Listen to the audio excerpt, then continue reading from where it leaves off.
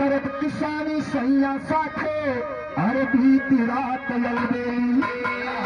अरे आंख खुली जब सपन टूट गया हर सपना बना पहेली। अकेली दिन सजना में सपना देखना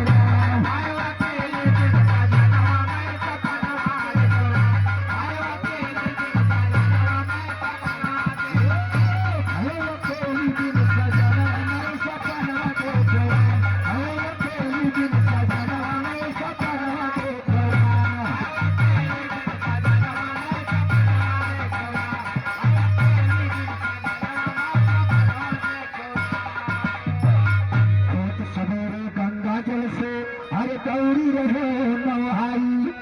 अरे गौरी माता सपन पुरावा हर बाधों से दिया मिलाई।